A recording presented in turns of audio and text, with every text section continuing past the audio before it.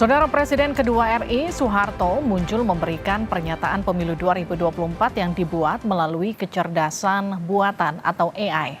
Video diunggah melalui akun media sosial milik Wakil Ketua Umum Partai Golkar, Erwin Aksa. Erwin mengakui video Presiden kedua Indonesia Soeharto dibuat melalui kecerdasan buatan atau AI. Erwin menilai menggunakan AI Soeharto sebagai pengingat prestasi Soeharto dalam pembangunan Indonesia. Namun kemunculan Soeharto lewat teknologi deepfake AI menuai sorotan di masyarakat. Terlebih Soeharto memimpin Orde Baru selama 32 tahun.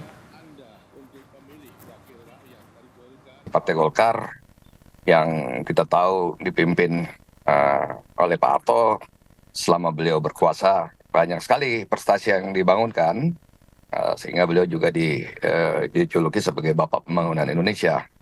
Kita harus mengingat bagaimana infrastruktur dibangun, bendungan dibangun, irigasi dibangun, pertanian dibangun, SD Impres dibangun, posyandu dibangun, puskesmas dibangun, dan begitu banyak hal yang dibangun oleh beliau. Termasuk juga industri-industri strategis banyak dibangun oleh beliau bersama dengan teknokrat Golkar ya.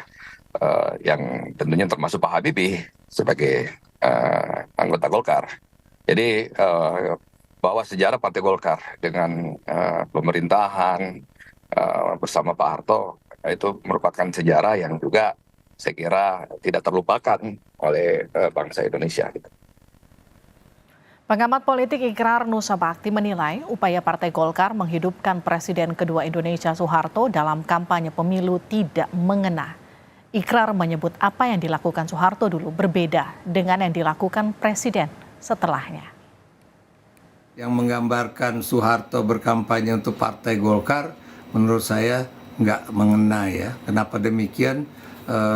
Sebagian besar rakyat Indonesia, khususnya anak-anak muda, banyak yang tidak mengenal Soeharto, dan kemudian juga ya apa yang dilakukan Soeharto yang dulu ya itu juga berbeda dengan apa yang dilakukan oleh para penggantinya ya, termasuk juga yang disebutkan adalah Pak Susilo Bambang Yudhoyono dan juga Presiden Joko Widodo ya. Yang jadi pertanyaan saya, apakah cuma dua orang ini yang melanjutkan program-program pembangunan infrastrukturnya Soeharto ya? Sementara kita tahu ya bahwa program pembangunan infrastruktur itu kan tidak berhenti kepada 1-2 orang presiden saja ya, tapi memang itu adalah suatu kesinambungan program dari satu presiden kepada presiden yang lain ya.